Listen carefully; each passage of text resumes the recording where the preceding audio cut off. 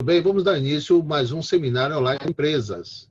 Hoje, numa live com o professor Alex Souza. O professor Alex Souza, ele é advogado, professor universitário de Direito Empresarial e secretário da Junta Comercial. É um prazer ter Alex Souza. Na verdade, é o retorno dele, porque houve muitas provocações para ouvi-lo novamente. O assunto é palpitante e hoje nós vamos falar sobre a prática da Junta Comercial. Na verdade, a live 2, porque nós já gravamos a anterior para o empresário e junta comercial, e hoje nós vamos a prática da junta comercial. Então, vocês, Alex Souza, a simpatia, o seu conhecimento e toda a sua experiência que ele vai colocar à disposição de você. Estamos atentos aí para o seu amplo conhecimento. Valeu. Valeu. Obrigado, professor. Obrigado pelas palavras. E, como eu já disse antes, a honra é toda minha. Falando já das juntas comerciais, da relevância e do dia a dia das juntas comerciais, na live anterior, eu falei que fiz um comparativo entre o cartório de registro das pessoas naturais e o cartório de registro das pessoas jurídicas, que seria a junta comercial. E é nela que é registrado o nascimento das empresas, todas as suas alterações, transformações, o balanço patrimonial, inclusive as dificuldades financeiras. Lá é onde se apresenta capital social, imóveis, móveis, patrimônio em geral da empresa, até o seu distrato ou encerramento, seria o óbito dessa empresa, que pode decorrer da vontade das partes, através de um distrato, através de um pedido de baixa dessa empresa, ou através de uma imposição judicial, através da falência. É também a junta comercial o órgão responsável para registrar a recuperação judicial dessas empresas. E aí tratamos que muitas pessoas imaginam que não precisa de direito empresarial, o direito empresarial é burocrático, o direito empresarial não é de fácil interpretação, mas é muito difícil atuar em diversos ramos do direito sem realizar a conexão com o direito empresarial. E, naturalmente, sem acessar o grande banco de dados das empresas que são as juntas comerciais. As juntas comerciais têm, hoje, um relevante banco de dados nacional sobre todo o histórico de toda e qualquer empresa. E que muita gente não sabe é que esse histórico, esse banco de dados, é um banco de dados público acessível a qualquer cidadão, qualquer pessoa que precise da cópia de um ato de uma empresa, desde a sua constituição até o seu encerramento. Basta procurar a junta comercial, realizar a pesquisa pelo nome da empresa ou pelo nome dos sócios, que a partir daquele tópico é trazido todo o histórico, toda a passagem daquela empresa perante aquela junta comercial. É a junta comercial responsável pelo arquivamento dos balanços, dos demonstrativos financeiros dessas empresas. Então, para se saber se a empresa está em dificuldade ou não, acessa-se a junta comercial. O plano de recuperação judicial é apresentado à junta comercial. Todas as ordens dadas na recuperação judicial, a junta comercial é intimada e é o grande órgão responsável para dar publicidade a esses atos do registro do comércio. Não só isso, a junta comercial é responsável também pela matrícula e fiscalização da atuação profissional dos intérpretes oficiais, os tradutores juramentados, os leiloeiros públicos, trapicheiros e armazéns gerais. É uma outra curiosidade que muita gente desconhece. Muita gente desconhece essa função também muito relevante da junta comercial. Quer falar, Alex, Pablo Duarte fez uma indagação aqui. Ele está perguntando que, diante das dificuldades da crise, agora da pandemia, ele suspendeu as atividades empresariais informalmente. Ele teria que formalizar isso na junta ou ele deve entrar em contato com o contador? Essa é a pergunta que ele faz ao professor Alex Souza. Beleza. Então, Pablo, é muito importante que você informe isso através de um requerimento, através de um pedido, feito através de um arquivamento de eventos diversos, outros documentos de interesse da empresa. Você apresenta essa informação de suspensão das atividades empresariais Porque a atividade empresarial, ainda que suspensa, implica em obrigações acessórias, inclusive de natureza tributária.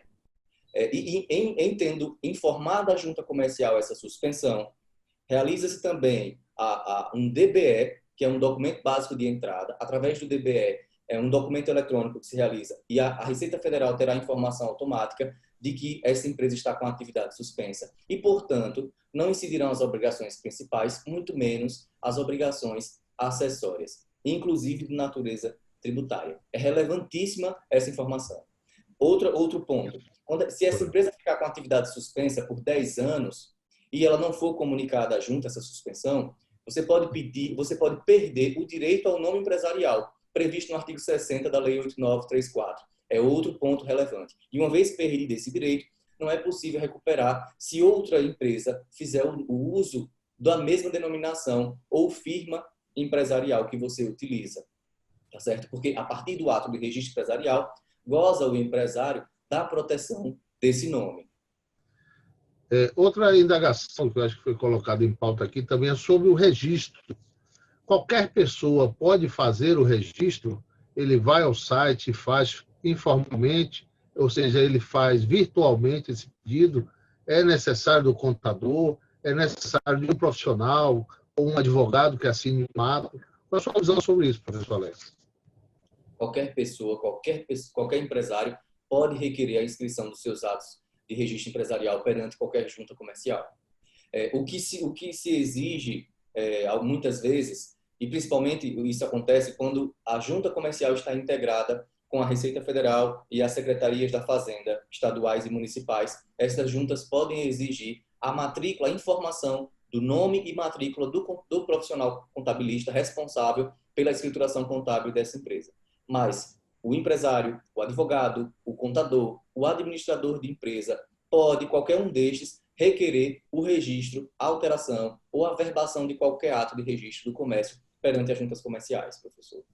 Excelente. A Ira Mota, de Salvador, pergunta aqui, como ela pode fazer para transformar a Eireli em limitada? Ela vai à junta, ele procura um profissional ou no próprio site ela formaliza isso? Ela vai elaborar esses atos constitutivos, ela vai num ato, vai disciplinar que decide transformar o empresário individual de responsabilidade limitada numa sociedade limitada, e aí, primeiro esse ato, onde ela decide, e um outro ato, onde ela irá constituir, e aí ela vai colocar ato constitutivo de sociedade limitada por transformação da Eireli tal, e aí ela informa qual era a Eireli, ou seja, tem que informar o histórico, a fim de se preservar a continuidade da empresa. Ela informa nesse novo ato, ato constitutivo da sociedade limitada XXX, decorrente da transformação do empresário individual de responsabilidade limitada, CNPJ tal, e aí descreve todos os dados dessa empresa que foi transformada. E aí ela apresenta as cláusulas que irão reger o contrato social dessa empresa ora constituída, atentando para as regras básicas, ou seja, para as cláusulas obrigatórias previstas no Manual do Registro Empresarial, disponibilizado pelo DREI, que é o Departamento Nacional de Registro e Integração Empresarial. É o órgão nacional responsável, é o órgão técnico nacional responsável pela uniformização do registro empresarial no país. Lá no site do DREI é possível encontrar um manual para registro empresarial de todos os tipos societários, societários e não societários, professor. Alex, você é um magistrado aí, realmente um master sobre o assunto. Nós vimos aí que a sua colocação, a sua experiência, traz todo esse conhecimento para a gente, né? Mas o empresário que está nos colocando perguntas, ou o empresário que está nos assistindo, eu acho que seria interessante ter mais conhecimento sobre qual é a prática dos atos comerciais, nas juntas comerciais. Quais são as práticas mais aplicáveis, mais utilizadas nas juntas? As juntas, os atos mais registrados. Primeiro, o registro da empresa, que são os atos constitutivos. Para cada tipo empresarial, existe um tipo de documento que é arquivado. No caso do empresário individual, existe o requerimento de empresário. É um formulário pré-estabelecido, onde o empresário preenche minimamente. É bastante simples. porque não, esse tipo de empresário, ele é tão simplificado que, na verdade, chama-se de pessoa física com CNPJ, popularmente. Inclusive, há uma confusão patrimonial entre o patrimônio dessa pessoa física e da própria pessoa jurídica. Por isso que esses dados Confundir são com bastante o simplificados. CPF, né? Para haver confusão do CPF com o CNPJ, né? É verdade. É só para não confundir.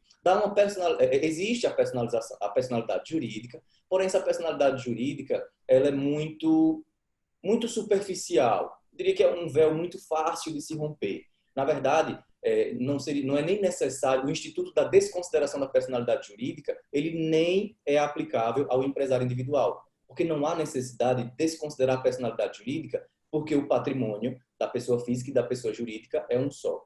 Na verdade, o que se existe é um CNPJ para fins de regularização fiscal, contábil, patrimonial, para uma organização mínima que é exigida pelo próprio direito na teoria da empresa. Fora do empresário individual, nós temos o EIRELI também, que é uma espécie de autocontrato, é um formulário também bastante simplificado. Diversas cláusulas não existem, como não existe uma pluralidade de cláusulas como nas sociedades limitadas e outros tipos empresariais. Porém, ele tem que disciplinar o seu capital mínimo de 100 salários mínimos, a forma como irá ser feita essa administração. Não só ele, mas o empresário individual também, se for constituir um procurador, ele tem que informar, o ideal é que ele informe nos atos constitutivos, ou logo depois arquive perante a junta comercial esses atos, o instrumento de mandato correspondente, mas o ideal é que ele já informe se existe administrador diferente do sócio no próprio ato constitutivo, coisa que é dispensado nas sociedades, nos demais tipos societários. Para as sociedades limitadas, é um contrato, ainda que seja uma sociedade limitada unipessoal, é um contrato consigo mesmo, professor, seguindo todas as cláusulas, exceto, nesse caso, ele tem que fazer uma questão, porque esse tipo de empresário, o individual, a EIRELI e a sociedade limitada unipessoal, eles não deliberam, porque não existe reunião de sócios, né? Então, eles decidem.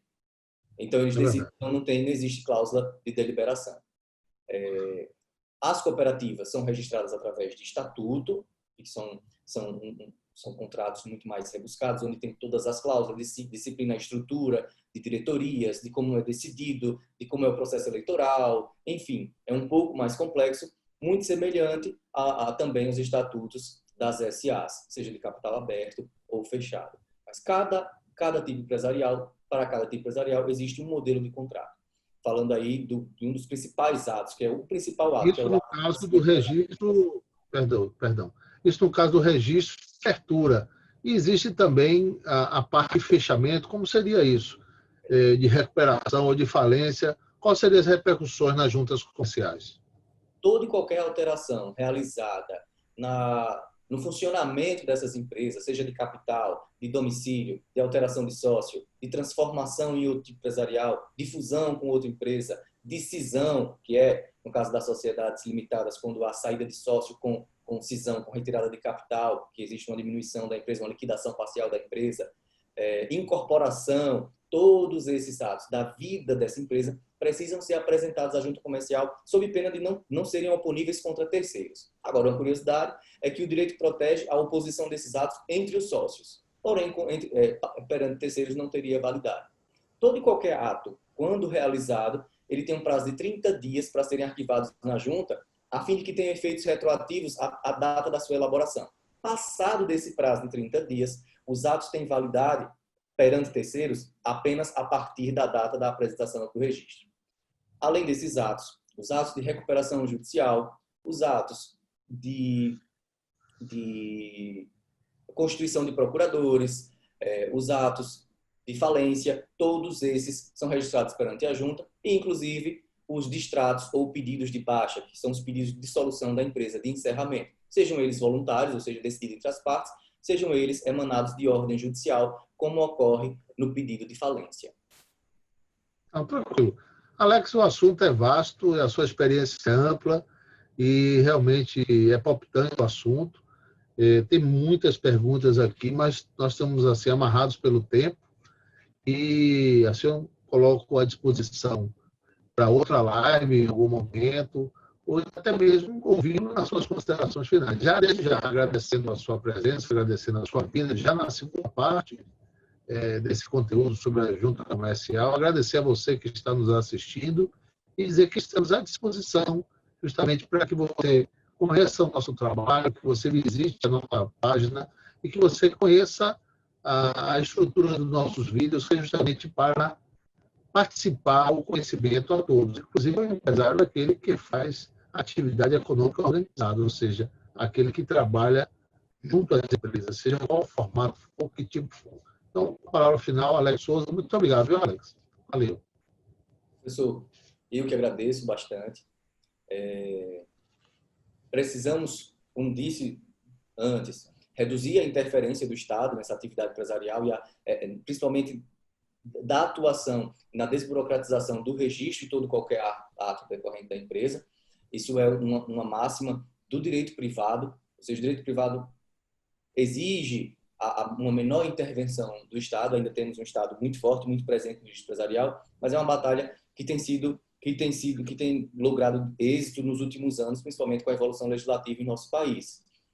Agradeço o espaço que me foi concedido, coloco-me à disposição para tratar de outros temas. Adoraria falar com o senhor sobre a Lei da Liberdade Econômica e os impactos dessa legislação para o direito empresarial brasileiro. Podemos aí combinar um outro momento. É um prazer enorme contribuir com o seu trabalho e trocar a experiência com alguém que tem uma passagem tão bonita no direito como o professor Pedro Durão.